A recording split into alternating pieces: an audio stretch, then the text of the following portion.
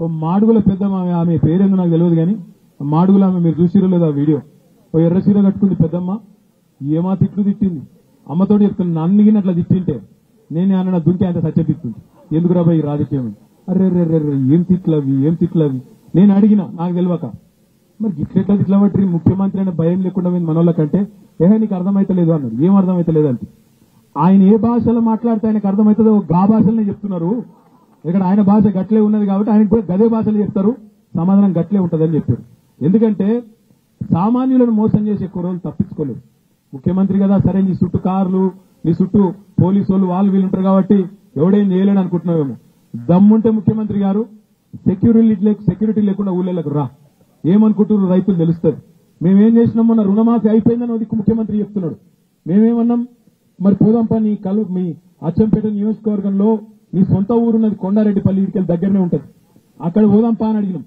నీ ఊర్లో అయిందా లేదా చూద్దాంపా అని అడిగినాం. మీకు కొడంగల్ పోదామా అని అడిగినాం. ఇక మా నరేందర్ రెడ్డి అన్న అయితే కొడంగల్ వివరాలన్నీ తెప్పించిండు. 2 మండలాలు బొమ్మరాజుపేట దౌలతాబాద్ 2 మండలాలు ఉంటాయి. మొత్తం తెప్పించి మొత్తం మేము ప్రెస్ ముంగట పెట్టినాం. ఎక్కడ రాష్ట్రంలో రుణమాఫీ కాలే. ఒకసారి యాద్ చేసుకోండి, డిసెంబర్లో ఇదే ముఖ్యమంత్రి చెప్పిండు మొత్తం రుణమాఫీ కోసం 49,000 కోట్ల రూపాయలు అవసరం పడుతుందని ఇదే ముఖ్యమంత్రి చెప్పిండు. 49,000 కోట్లకెళ్లి తెల్లారో మర్నాడో స్టేట్మెంట్ ఇచ్చిండు. ఏమున్నదా ఒక్క సంవత్సరం కడుపు కట్టుకుంటే 40,000 కోట్లు ఇచ్చేయచ్చు అన్నాడు రేవంత్ రెడ్డి.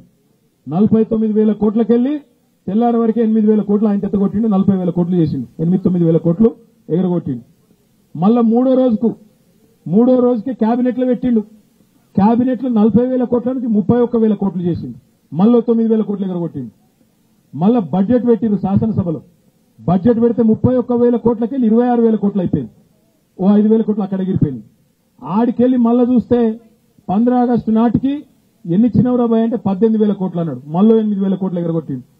తెల్లారో మర్నాడో వాళ్ళ ఉప ముఖ్యమంత్రి గౌరవనీయులు బట్టి విక్రమార్క గారు చెప్పారు